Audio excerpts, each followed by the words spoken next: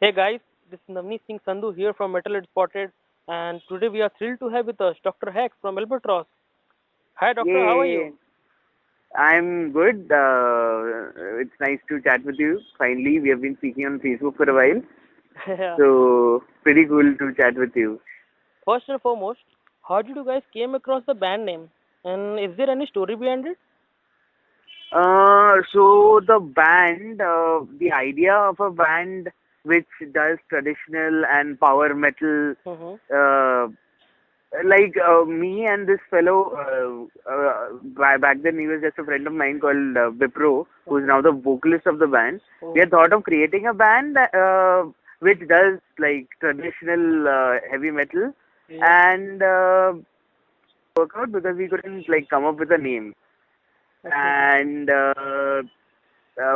I thought of like five names, and he thought of five names, and there was a stalemate, and no conclusion was reached. And then my brother, I think, 1 year later, came up with this name, and Mm-hmm. I turned the tables. I called Vipro and told him that I'm starting a band called Albatross. Do you Yeah. think you can sing one song? And then Vipro was like, okay, chalo.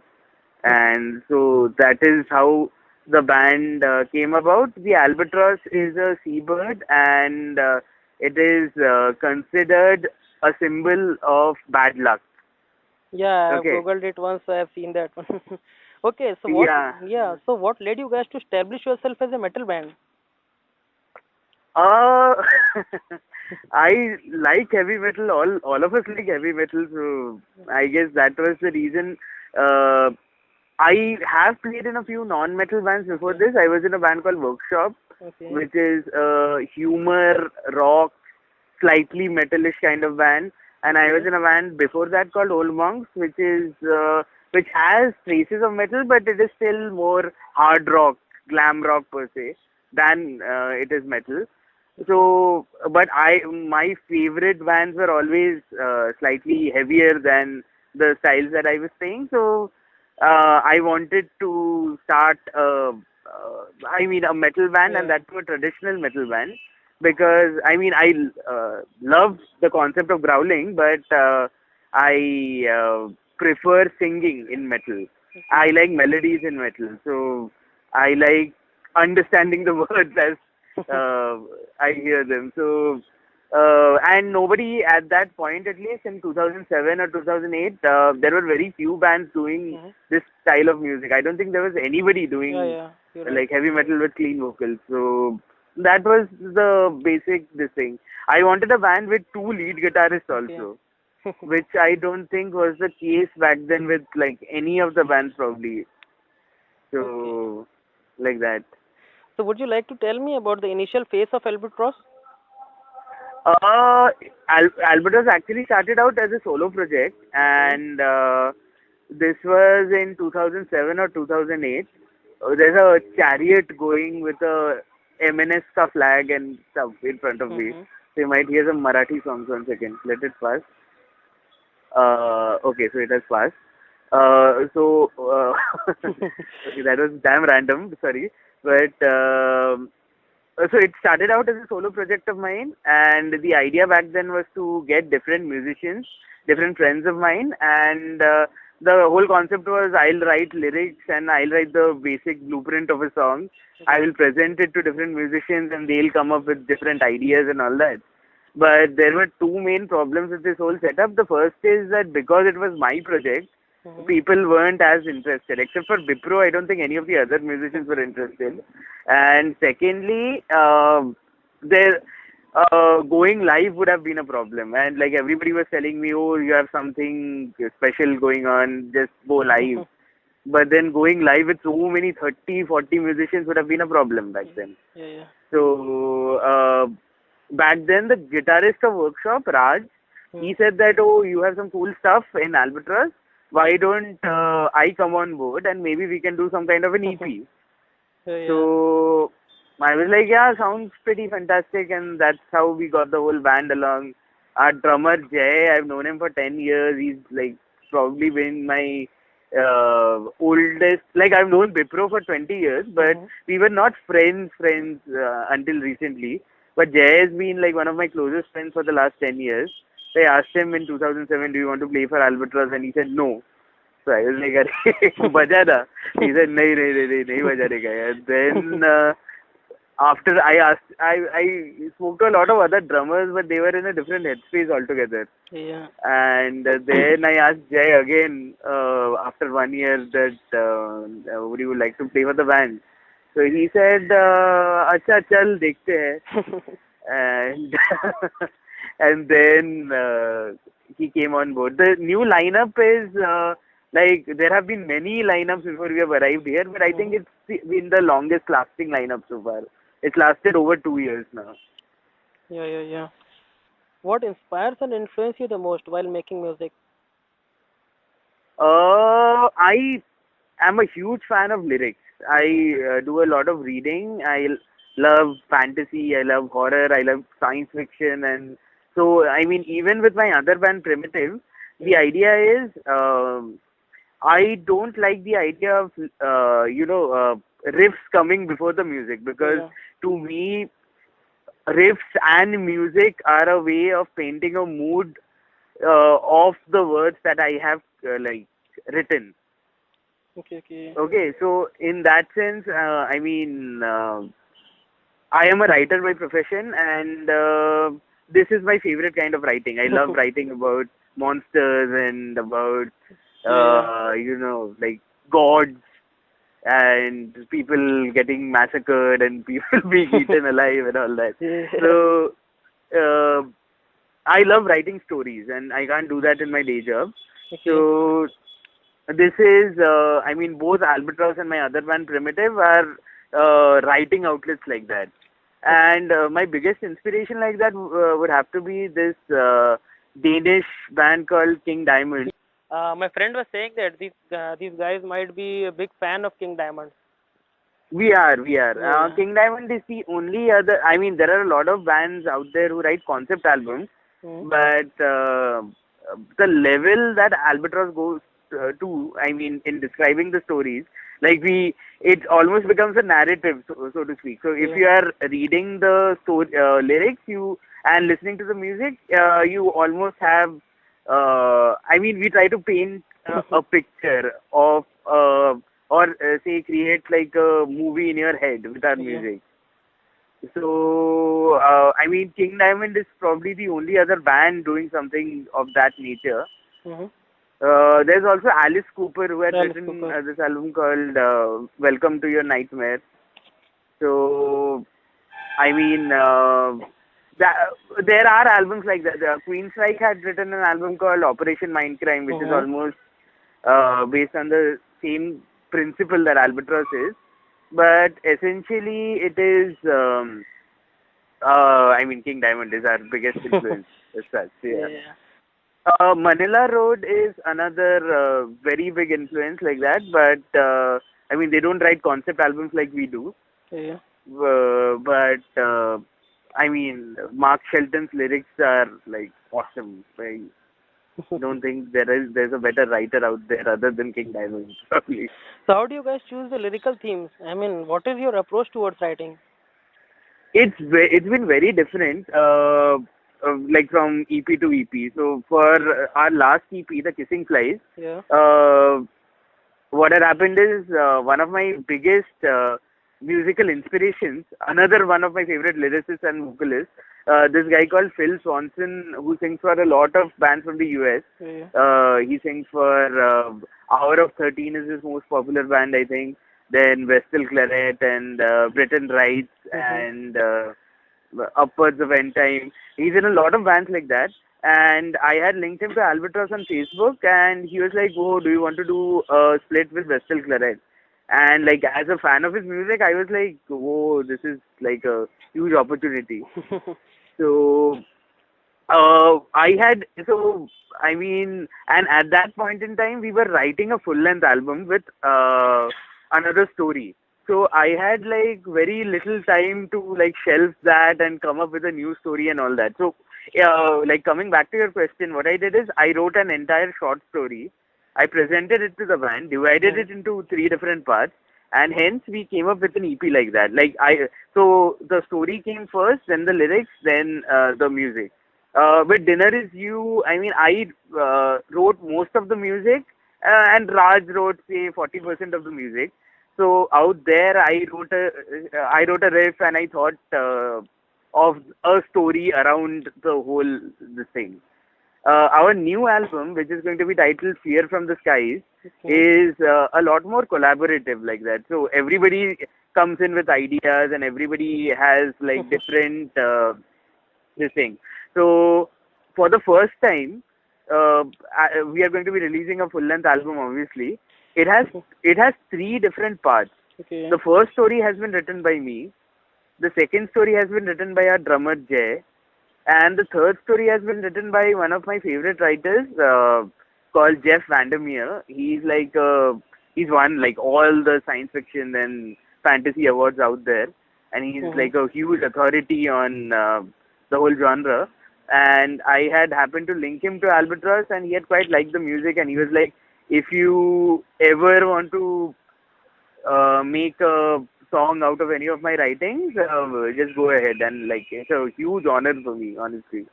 So it's going to be divided into three parts like that. But unlike the previous two EPs, it's not the story which came first. Like Nishit had, for example, Nishit is our guitarist, of course. Mhm. Nishit, he would come up with a riff idea, and he'd say, "ये सुन मैंने ये लिखा है," and Vignesh would come in with another riff idea, Mhm. and I like we the story came after the music in this particular case, and it's pretty much worked out fine. So it retains the same Albatross flavor, but the problem with Kissing Flies, in my opinion, is some of the songs, because of the nature of the story, had become too long. Like they were like 10 minutes and 11 minutes and everything. Mhm. So now the songs are more concise. They are more cohesive, so to speak, Mhm. and that's been our approach. So, to answer your question, I'm sorry I went off on all No different issues. tangents, but Yeah. to answer your questions, there is no formula as such. I mean, we do whatever comes naturally, and we all write music together. So, I mean, unlike most other bands in which like somebody writes music and I mean, then you email it to everybody and they Mhm. learn the song and come. We all come into a room, we jam, we write the song, and only then do we like play it live and Implement it. record. Yeah, yeah. Yeah, yeah, yeah. I mean, both of your EPs are concept based. Not many Indian bands have done this before. Any particular inspiration for doing so? King Diamond. Okay, okay. That comes under it. uh, Basically that I love lyrics. I mean, one of the biggest reasons why I prefer non-growled vocals to growled vocals is I can understand the words, Yeah, and yeah. I mean lyrics are 50% of a song for me. So I love this, and plus it's a lot of fun doing stuff like that. I mean, it's an additional layer. So when somebody buys your CD, he or she puts it in, Mhm. they'll be like, "Oh, the music is quite great," but if I read if I read the booklet, then I get there's one more layer of entertainment, so to Yeah, yeah. speak. And I mean, I remember the first time I heard to King Diamond's album Abigail, Mhm. I was blown away. I was like, I can't. I mean, this is incredible. Like, I am hooked from one song to the next song, not only because the music is so good, but I can't wait to find out what happens to the main characters, Jonathan and Miriam, in the next song. So, and that is the case with every King Diamond album. I am entertained. I mean, it's almost like going to a horror movie and like discovering what happens next. It's pretty cool like that. So yeah, we rip off King Diamond a lot. Thankfully, the Yeah. music does not sound as much as it as inspired as it did during Dinner Is You. Mhm. So like Albatross, thankfully we have developed our own sound and we are not a King Diamond rip-off band anymore. So it's going to sound slightly different. Your lyrical theme suggests that you guys are very well read. Any author literature which inspires you particularly? I mean, I'm always reading. I read one book every 4 days. Mhm. So yeah, but to name some of my favorite writers, when I was younger, I used to read a lot of Stephen King, who's still probably my favorite writer. Then China Mieville is another writer who I really like. Jeff Vandermeer, obviously, we are going to be, and thankfully he likes the band as well. There is, I've been reading this new writer called Mark Lawrence a lot, and especially in my other band Primitive, uh, I mean a lot of his kind of writing is the thing, like you can see traces of his style of writing. Mhm. uh, the first part of the new album is very inspired by this writer called M. John Harrison, and I don't know if you've heard of a band from Bangalore called Gin and Miskatonic.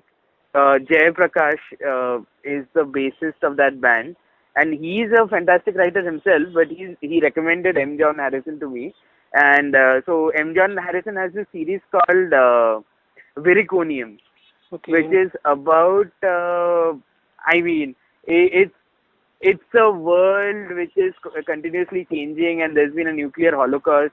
So man is rediscovering himself, and there are traces of ancient technology, and there are robots, and there are monsters and stuff like that. So the first part of our next album is very inspired by that. The second part of our new album, which is called Children of the Cloud, is I mean Jay thought of it, classic horror. It's not classic horror like that, but it's on the lines of a very 80s horror Yeah, movie I was about to say that. or something like that. So, I mean, I am probably the only person who reads regularly, but Bipro, Jay, and Vignesh, I mean, they watch movies very regularly. Okay. And I think Bipro and Jay particularly, they love horror movies. Yeah. I mean, you guys are awesome. Like Albatross played alongside Accra, Wolf, and Mighty Creator, and you guys played with some of the best bands in India. How was the experience playing alongside with them? Playing alongside Creator in particular was like unbelievable. I mean, when we got the call and we found out that we are sharing the stage with Creator, it was like I think that was the turning point for Albatross. I mean, there we were playing shows before that, but I mean from that point onwards we became a lot more successful. uh, we have been called to bigger shows and stuff after that. And I mean, I've been listening to Creator since 2005, 2006, I guess. And to be able to finally play with them was pretty insane. And I still think that, like, the Bangalore Open Air, the first year, if that's probably the best lineup we have ever been part of in any of the shows we have played, because I mean I liked every band on the bill and every band was pretty kick-ass. So I mean it was a lot of fun, man. It was quite unbelievable. Like we are backstage and Yeah, yeah. Creator is like just walking around, like And you said about so the backstage. How was the feeling behind that? it was pretty great, man. Like I have been part of big shows with Workshop. Workshop was, but like Workshop never played one of these metal fests. So this was the first big metal fest that I was backstage at. So it was incredible, man. Like there was, Dream come true. and it was a dream come true in a lot of ways. I mean, I would say that we have played shows after that which have meant a little more to us in the sense that, say, the first time we went to Australia was pretty insane, and we shared the stage with a band called Wolf Yeah, yeah. after that. And like Wolf is another one of our biggest inspirations, and I mean that was pretty insane. But this was, so to speak, the turning point, and like I can't thank Salman enough for like giving us a slot there. Yeah, So yeah. it's pretty cool, man. All the bands are pretty cool, man. It is probably one of the better shows that I've watched ever. So it, and the only bummer was Ice Earth was supposed to be a part of the show that year, Yeah, and I mean they had to back out at the last minute because something went wrong with the visas, I guess. yeah, yeah, yeah. So we were supposed to share the stage with Ice Earth again. like me and especially Wipro, we both love that band to death. Yeah, But yeah. Indeed. we were supposed to share the stage with them in this thing in Bangalore, and then again in Croatia. We had gotten a slot with them there, and in both cases, something went wrong. So I guess Albatross and Ice Earth are not meant to be on the same stage ever. Yeah, maybe in future. Who knows? Ah, who knows? Yeah, like you recently came back from Himangas on Australian tour. How was the experience behind that? It was great, man. It was probably, I mean, it was probably the best experience of my life, honestly. The fact is, Albatross is, how to exactly put it, when we are put in a lineup in Bombay or say in Bangalore, anywhere in the country, so to speak, we stand out because we don't sound like any of the bands. In India at least. I mean, I doubt there are any bands in India which sound remotely like us. So, I mean, I'm not saying that it's a good thing necessarily because there we are like a sore this thing. We are like the black sheep of the metal fraternity, like that. But out there, we were paired with a lot of melodic metal bands and a lot of traditional metal bands, thrash metal bands, like that. Mm-hmm.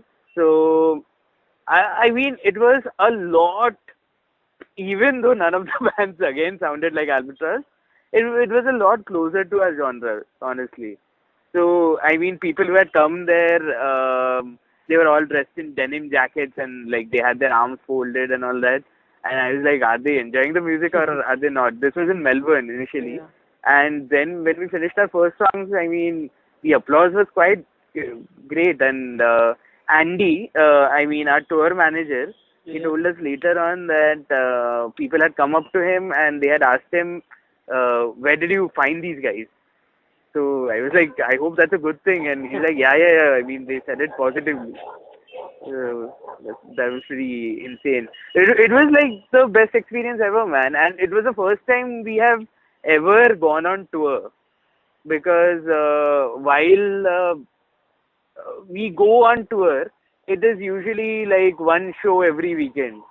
So here we have to play like three shows in three different cities on three consecutive days, which was very difficult, but it was like insane. I mean, that's what I would ideally like to do for the rest of my life. So, pretty cool, man. And like the appreciation was pretty great. There were some like really funny things which happened there. For example, like on the Australian tour, we finished the gig in Melbourne, and we are going to Sydney, and we are at Melbourne Airport, and suddenly like we see a lot of people arriving in Behemoth t-shirts. Yeah. Behemoth being the Polish Black Death band, Yeah. and we are like, oh, cool, Behemoth fans. And then we look closer, and it's Behemoth. Okay, so Behemoth is traveling with us on the same plane. Wow, that might So be a great feeling to yeah, yeah. I mean, that was pretty insane. You don't expect to run into Behemoth randomly in the middle of this thing. I knew they were playing in the same city, and one of the best things about the whole tour was that when we were playing in both Melbourne and Sydney, we had Behemoth and Limp Bizkit you. Yeah. play in different shows on the same day. Wow. But we still got like these were club shows, and we still got like 100 plus people. So I mean, that was pretty insane. So, what are your future plans for 2014? Any international tours coming up?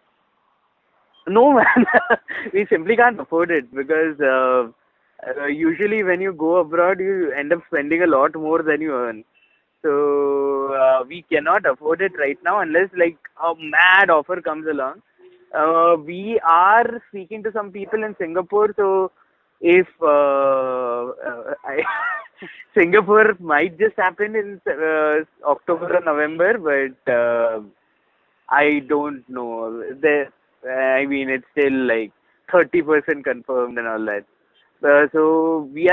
We'll be playing a lot more shows in India. The big news this year is obviously that the new album is going to come out, and it sounds better than both the other albums. It sounds, I mean, how exactly do I put this? It sounds more structured, but at the same time, it's a lot. It's as mad as any Albatross song is, but it's a lot more structured. It's a lot more. We have found our footing, so to Yeah. speak. We are working on a DVD right now. I don't know when it will come out, but we are still working on it. So hopefully it will come out soon. And we are playing a lot of shows, man. So we'll be going to Varanasi in a few days. Wow. So Holy I think city. it's going to Holy City. Yeah, we'll play Holy Diver there. So Varanasi is going to be pretty insane. I never in my life would I could have imagined playing in Australia someday, but playing in Varanasi was like I mean it never crossed my mind, and it's like I mean even that is a dream come true in a lot of ways. Yeah, and then there is this show called Thrashfest which is happening in Bombay. We are part of, and I mean it has arguably like the best lineup we have like it's the best bill we have ever been put on. It's pretty insane. Yeah. So those are the two confirmed shows. We are going to another city in March and April. March or April, obviously, not twice. Uh, I cannot reveal the details yet, but we have never been there, and like we are very, very, very excited about it. It's in India, and quite kicked about it. So even last year, for that matter, we had gone to a lot of cities that we never thought we'd play at because we played in Surat.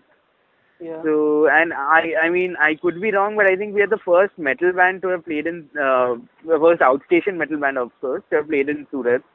And it was very interesting because those people, there was a handful of audience there who were like very excited because they are all metalheads and they are starved for metal. They don't get metal there. So they were like very kicked about the whole show. And we played in Goa. Again, I never thought we'd play in Goa. You don't associate Goa with metal again. So that Yeah. was pretty cool, man. Yeah. Which one band would you like to share the stage with in future? Ah, so many bands, man. Like there are so many Indian bands who we'd like to go on tour with. But I think if you ask us, I mean, I know for a fact that Demonic Resurrection will be coming up with an album. So I mean, if we can do a combined thing together, that'll be pretty cool.